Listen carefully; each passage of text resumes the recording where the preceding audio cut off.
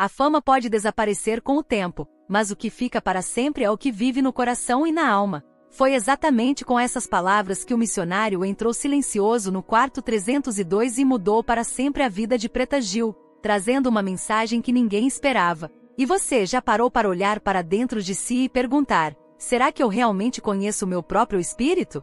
Minha fé está em paz? Hoje você vai acompanhar um momento que comoveu o Brasil inteiro: a visita inesperada de um missionário brasileiro a Preta Gil, em um hospital em Miami. E a decisão dela sobre Jesus, uma escolha que surpreendeu até mesmo seus familiares mais próximos. Prepare-se para uma história de transformação, fé, dor e esperança. Uma história verdadeira, humana, que pode tocar o seu coração também. Fique comigo até o final, porque cada detalhe faz toda a diferença. E se essa história te emocionar, deixe seu comentário aqui embaixo, compartilhe com seus amigos e inscreva-se no canal para não perder nenhuma novidade. Tudo começou com um incômodo estranho. No fim de 2022, Preta Gil sentia dores abdominais constantes, um desconforto que insistia em voltar, mesmo com repouso e cuidados básicos. No começo, ela achou que fosse algo passageiro, mas os sintomas se intensificaram. Cólicas, mal-estar e uma fadiga incomum passaram a fazer parte de sua rotina. Em janeiro de 2023, aos 48 anos, veio a notícia que mudaria sua vida.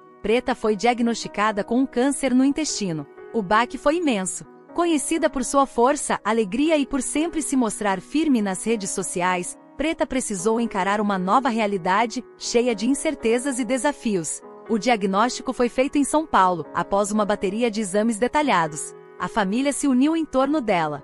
Amigos, fãs e colegas da música mandavam mensagens de apoio. Mesmo assim, ela sabia que aquela era uma batalha solitária. O câncer exigia dela mais do que coragem, exigia fé, disciplina e muita resistência. O tratamento começou de imediato. Preta se submeteu a sessões intensas de quimioterapia, que a deixaram abatida e debilitada. O cabelo caiu, o corpo enfraqueceu, mas o brilho nos olhos continuava firme. Após algumas semanas, os médicos decidiram partir para uma cirurgia delicada, que retiraria parte do tumor. A operação foi considerada um sucesso, e houve uma onda de otimismo. Mas a alegria durou pouco. Em exames de acompanhamento, descobriu-se que o câncer não havia sido totalmente eliminado. Algumas células haviam resistido, e havia sinais de metástase. O clima de esperança foi substituído por apreensão.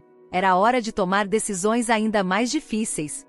Foi então que Preta e sua equipe médica começaram a considerar opções fora do Brasil. Havia tratamentos mais avançados em outros países, especialmente em centros especializados nos Estados Unidos. A imunoterapia, por exemplo, surgia como uma alternativa promissora. Um método moderno que estimula o próprio sistema imunológico a combater as células cancerígenas. A escolha foi feita com urgência. Preta Gil decidiu seguir para Miami, onde encontraria um dos centros de referência em oncologia. Essa mudança marcou não só uma nova etapa do tratamento, mas também uma virada emocional. Era sua última esperança. A última carta. Enquanto preparava a viagem, algo inesperado estava prestes a acontecer. Algo que nem os médicos, nem os familiares poderiam prever. No hospital em Miami, alguém muito especial estava a caminho, trazendo uma mensagem que poderia mudar tudo. Com o avanço silencioso da doença e as alternativas no Brasil já esgotadas, Preta Gil tomou uma das decisões mais difíceis da vida: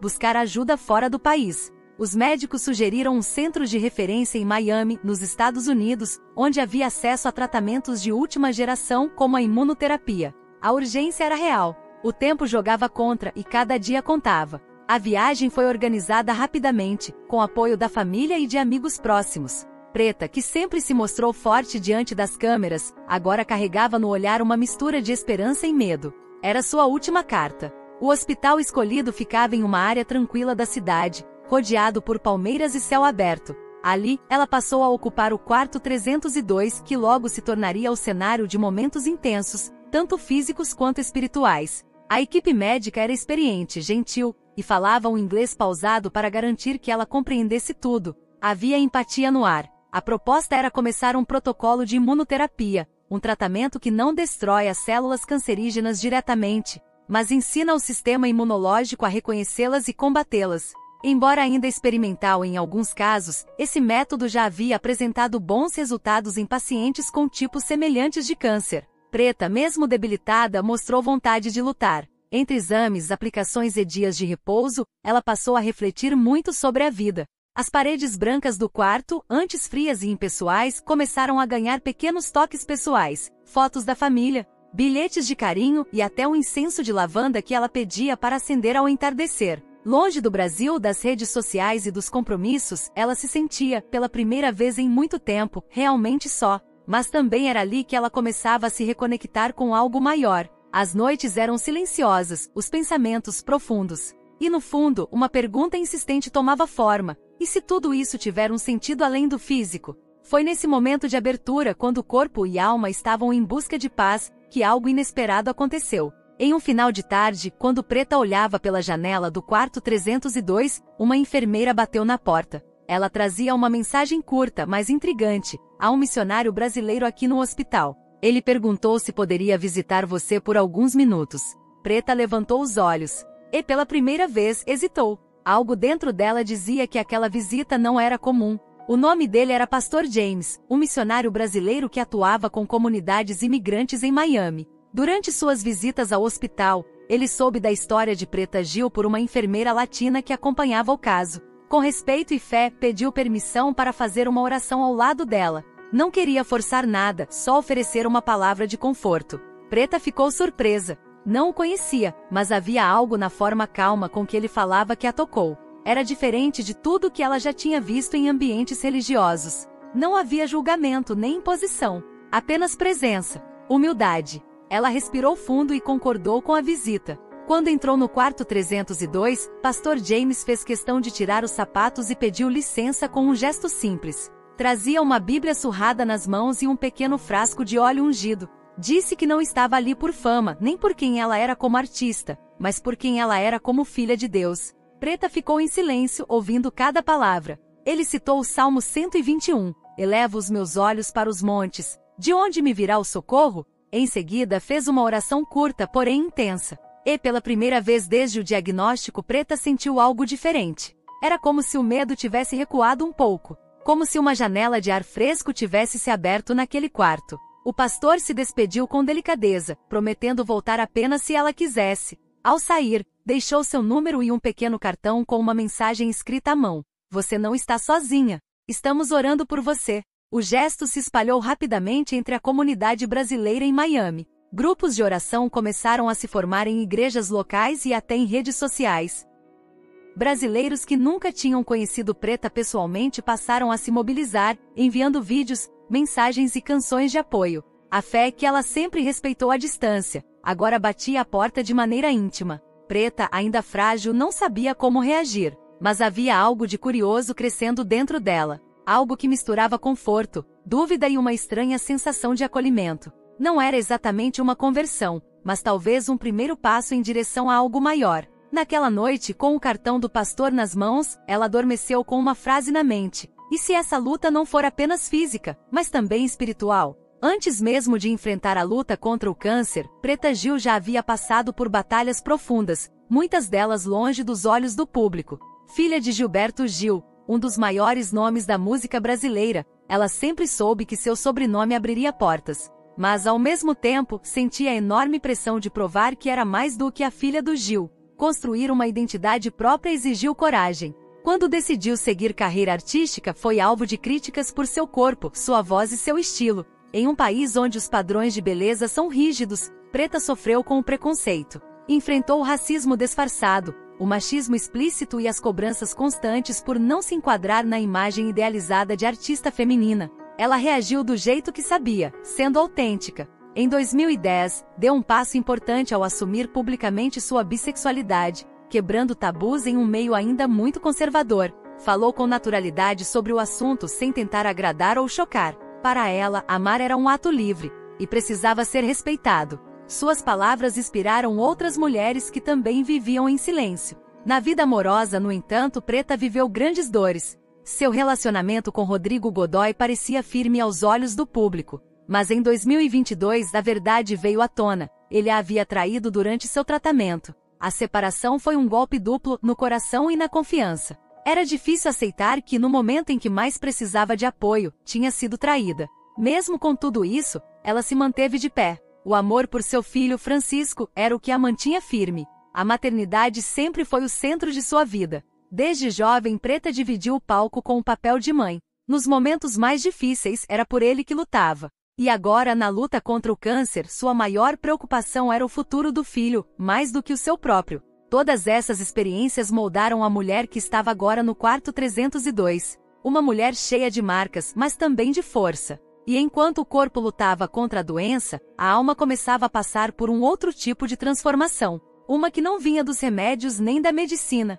mas de dentro. E foi nesse momento de lembranças e reflexões que o pastor voltou. Na segunda visita, o clima era outro. Preta já não estava surpresa. Quando o pastor James entrou no quarto, ela o recebeu com um leve sorriso. Era um sorriso tímido, cansado, mas sincero. A presença dele parecia trazer um pouco de calma. Um respiro no meio de tantas notícias, exames e incertezas. Dessa vez, ele não começou com oração. Sentou-se ao lado da cama e apenas perguntou: "Você já se perguntou qual é o propósito disso tudo?" A pergunta ecoou fundo. Preta olhou para o teto. Não respondeu de imediato. Seus olhos começaram a marejar. Pela primeira vez em meses, ela se permitiu baixar a guarda. Falou da dor física, mas principalmente da dor emocional. Contou sobre a traição, sobre o medo de deixar o filho, sobre a sensação de que estava perdendo o controle da própria vida. Pastor James ouvia sem interromper. Quando ela terminou, ele falou suavemente: "Às vezes, a gente tenta ser forte por fora, quando por dentro está desmoronando.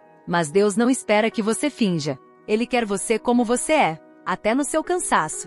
Preta chorou. Chorou como não fazia desde o diagnóstico. Chorou pelos dias fingindo estar bem. Chorou pelas palavras que não disse. Pelo abraço que não recebeu. Pela sensação de abandono, de perda, de fragilidade. Naquele momento algo mudou. Não foi uma cura milagrosa. Não foi uma luz no teto. Mas houve um silêncio diferente dentro dela. Um silêncio que acalmava. Como se uma parte do peso que carregava tivesse sido retirada, ainda que por instantes. O pastor então segurou sua mão e disse: "Você tem mais uma chance. Não só de viver, mas de recomeçar. Não importa quanto tempo temos, importa o que fazemos com ele. E Deus ainda quer fazer algo grande com você." A conversa durou quase 1 hora. Ao final, ele orou com ela novamente. Mas agora Preta orava também, não em voz alta, mas em pensamento. Pela primeira vez, sentiu que havia algo além do medo. Havia fé. Não plena, não total, mas um primeiro passo. Quando ele saiu, ela permaneceu em silêncio. Pegou um papel e começou a escrever.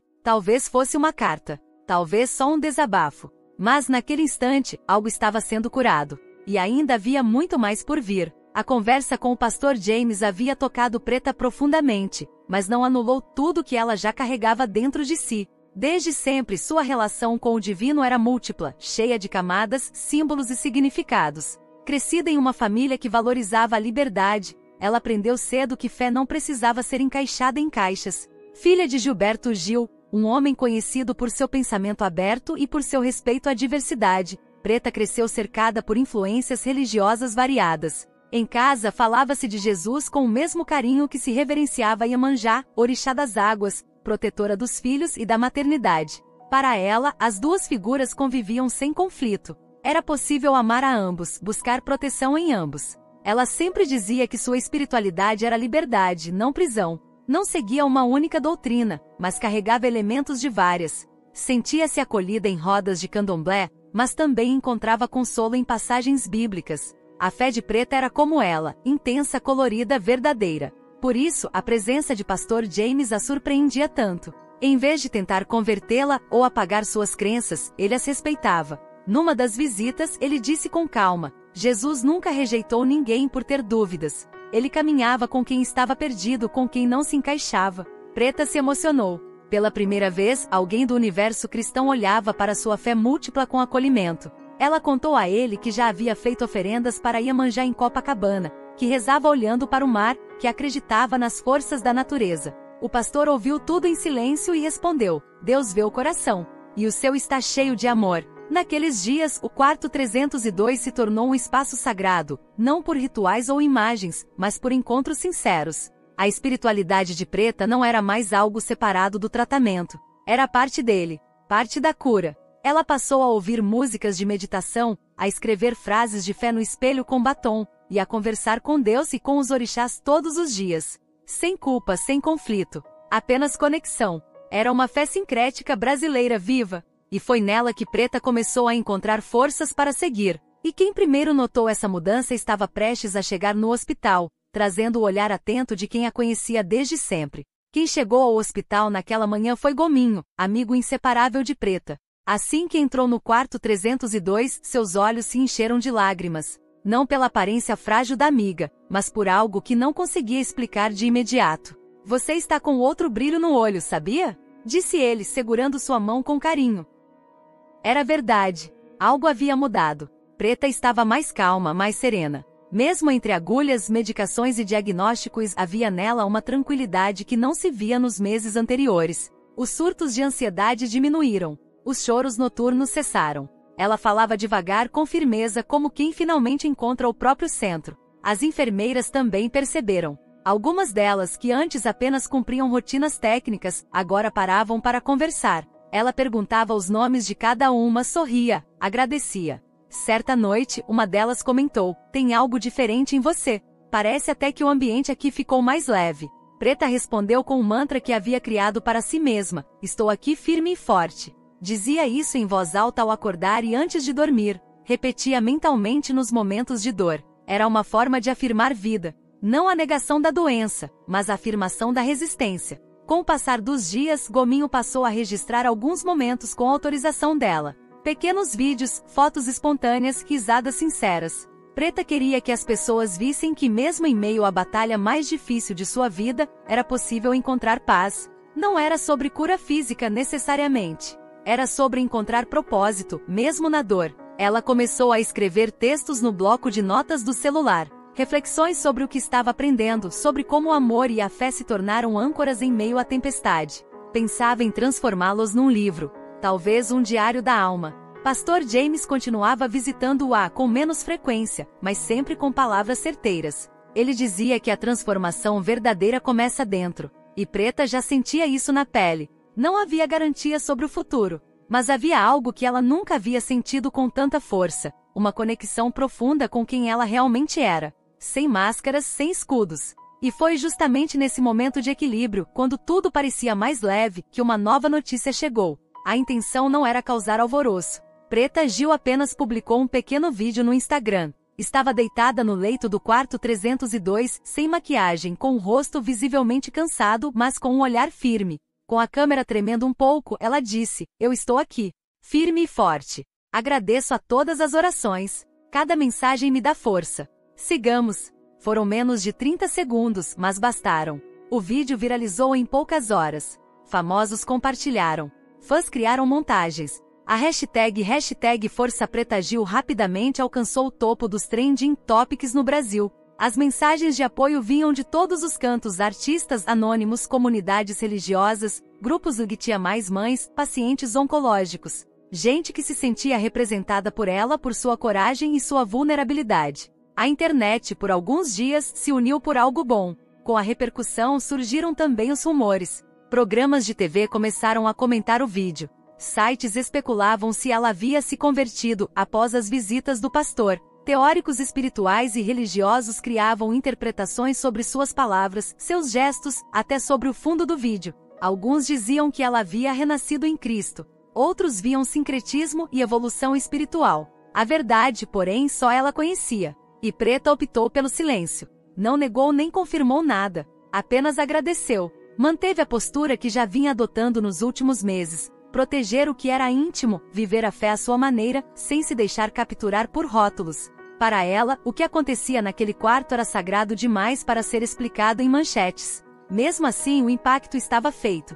O vídeo gerou uma onda de empatia rara nas redes sociais. Pessoas começaram a relatar suas próprias experiências com doenças, traições, crises existenciais. Algumas disseram que voltaram a orar depois de anos. Outras revelaram que decidiram procurar tratamento por causa do exemplo de Preta. Uma mulher com câncer em Salvador escreveu: "Se ela está firme e forte, eu também posso ficar." Sem querer, Preta havia se tornado um símbolo, não de perfeição, mas de verdade. Mostrou que é possível ser vulnerável e ainda assim ser gigante. Que chorar, duvidar, sentir medo não diminui ninguém. Pelo contrário, humaniza. E em meio a todo esse turbilhão, uma notícia chegou da equipe médica. Uma descoberta que poderia mudar tudo. Uma esperança concreta, baseada em algo que finalmente vinha da ciência. A médica oncologista de Preta, doutora Valéria, entrou no quarto com uma expressão diferente.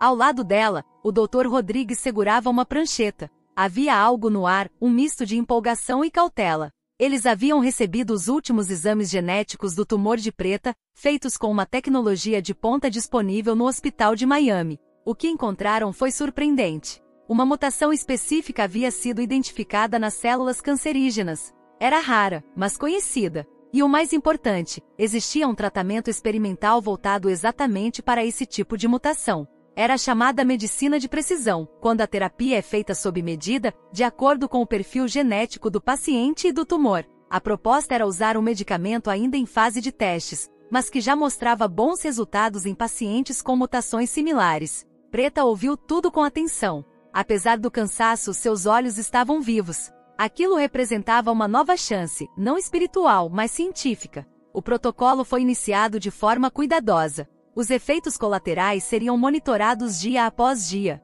mas os primeiros resultados animaram a equipe. Os marcadores tumorais começaram a cair, lentamente mas de forma consistente. Cada exame mostrava pequenas vitórias invisíveis aos olhos, mas fundamentais no combate à doença. Dr. Rodrigues, sempre contido, não escondeu o sorriso em uma das consultas. Preta, estamos vendo uma resposta positiva. Ainda é cedo, mas temos motivos reais para acreditar. Ela segurou a mão dele e respondeu com voz baixa: a fé e a ciência andam juntas. Eu acredito nos dois. Era verdade. Desde que começara a cuidar da alma, algo dentro dela havia mudado. Estava mais leve, mais disposta. Não sabia se isso influenciava diretamente nos resultados, mas sentia que de algum modo havia uma conexão, como se o corpo respondesse melhor quando a alma também estivesse em paz. A notícia foi compartilhada com a família e amigos mais próximos. Gominho chorou. Gilberto Gil, mesmo em silêncio, enviou uma mensagem com uma canção antiga que falava de cura e recomeço.